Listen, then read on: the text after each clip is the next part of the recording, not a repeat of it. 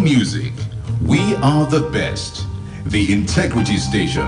Splash, splash, splash. 105.5. We've got the city on lockdown.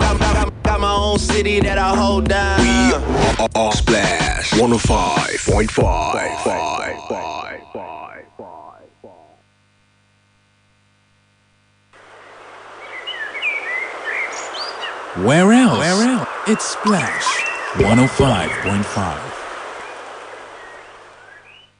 Quick, charge at 240. Hot news, cool vibes, sports, and more on the Integrity Station.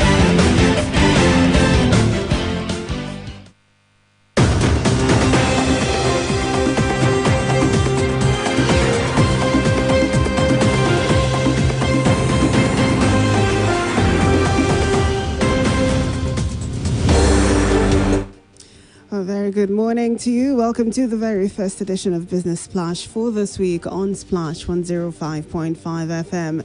In this package, we have for you stories on revenue generation, insurance, maritime, real estate, forensic audit, as well as some stock reports. I'm Charity Jerome. First, here are your business news headlines. Senate summons ex-NSITF bosses over alleged 84 billion naira embezzlement. NCC generates 150 billion naira spectrum revenue for federal government.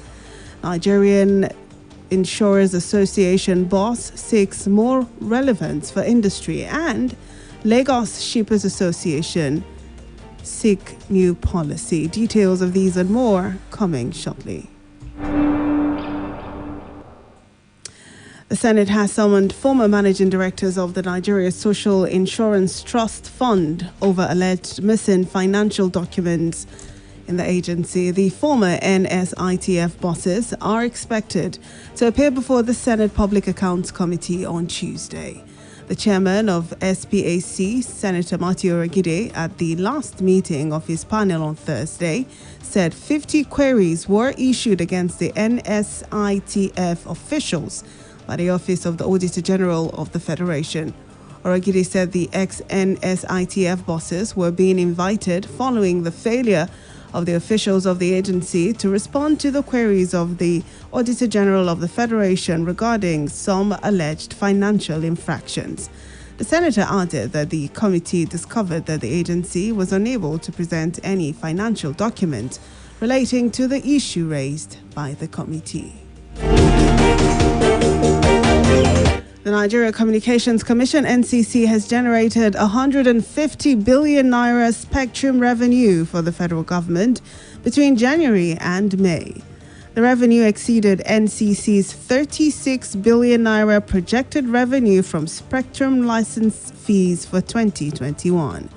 According to the Director of Public Affairs of the NCC, Dr. Ikechukwu Adinde, the figure represents over 400% increase in revenue budget performance in respect of spectrum fees generated between January 1st and May 1st, 2021. Adinde disclosed in a statement that the feat reflects significant contribution to the revenue drive of the federal government.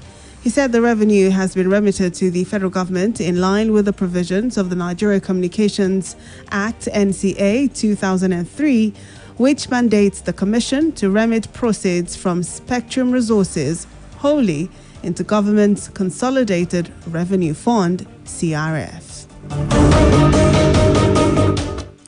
The newly appointed General Manager, Lagos State Physical Planning Permit Authority, Kehinde Oshinaike, has expressed his readiness to improve service delivery at LASPA and reduce drastically the time frame for processing planning permits. According to a statement, Oshinaike said during his inaugural meeting with the management staff and district officers of the agency that his tenure would be predicated on a 4-point agenda based on the themes agenda of the Lagos state government. According to him, the 4-point agenda entails improvement in turnaround time of processing planning permit, bringing in more developers and owners into the net of those applying for building approvals, development of good relationship with stakeholders, and building human capacity. He directed LASPA management team to internalize the agenda and urged the district officers to be more accommodating and respectful to customers. Still on the news, the newly inaugurated chairman of the Nigerian Insurers Association, Mr. Ganiyu Musa, has said that the association would ensure that the insurance industry gains strong relevance among all relevant institutions in the country. He said this while unveiling his 9-point agenda for his tenure during his investiture in Lagos as the 24th chairman of the association. Musa said his agenda was to refocus the association to win support and respect from all stakeholders in the Nigerian economy, particularly the executive and legislative arms of government. He also said he would work with all stakeholders to ensure passage of the Consolidated Insurance Bill, as well as his predecessors in office to move the association to the next level. While noting that the list of what he hoped to achieve was not exhaustive, he said his administration would look inwards to take advantage of the untapped potential demand for insurance in Nigeria. Meanwhile, the President, Shippers Association of Nigeria, SAL, Jonathan Nicole, has said that the body was seeking a new port order to ensure more channels for the evacuation of cargo that would solve trade problems in a seamless and efficient manner. Nicole, who said this in an interview in Lagos, disclosed that the SAL had resolved to support and partner with the newly appointed Nigeria Shippers Council Executive Secretary, Mr. Emmanuel Leambe Jime, with the hope that he would join in the Shippers' crusade for a new port order.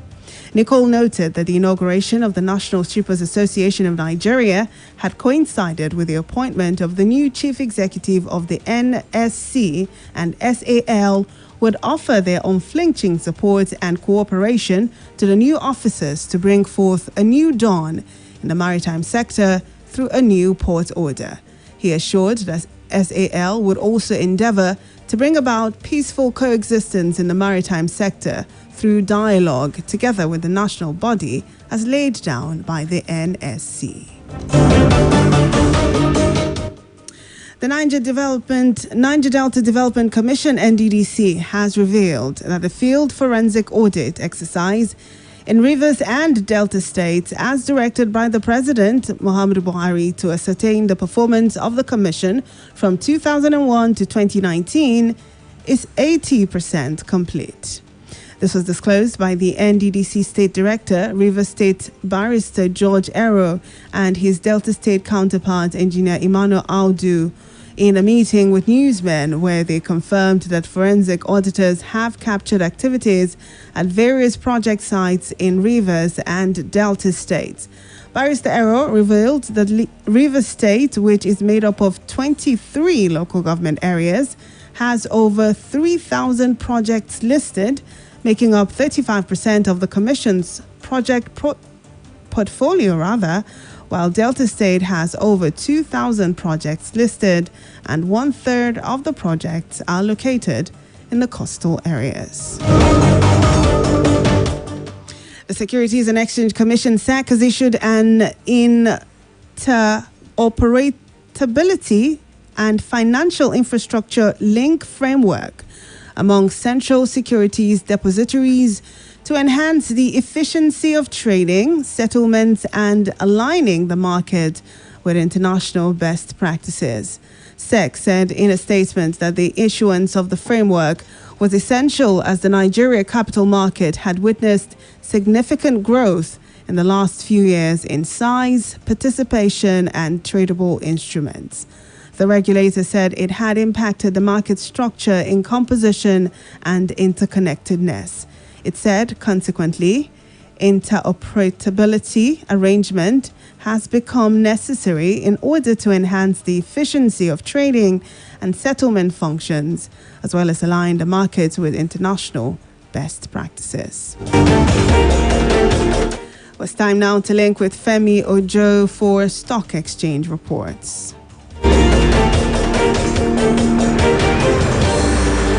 morning. Here is a summary of trading activities on the floor of the Nigerian Stock Exchange for the second day in the month of July, the last day of trading for last week. And I must let you know that market closed on a bullish note as the all-share index at the close of trading appreciated by 0.83% to close at 38,212.01 basis points. Over 209.1 million units of shares valued at over 2 billion naira was traded in 3,240 deals.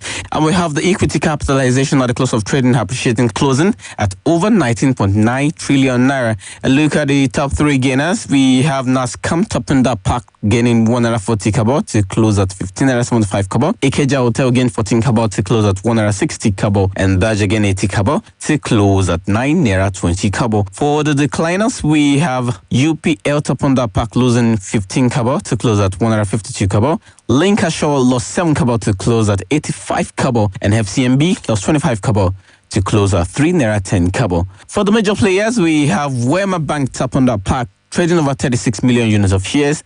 Cotvale traded over 20.8 million units of shares. Fidelity Bank traded over 19.1 million units of shares. Access traded over 18.3 million units of shares. And Zenith Bank traded over 17.9 million units of shares. That was the summary of trading activities on the floor of the stock market for last week, Friday, the second day in the month of July 2021. Join me on Wednesday when I bring you the outcome of today's trading and that of tomorrow's trading. I am Femi Ojo. Have a blessed week and bye-bye.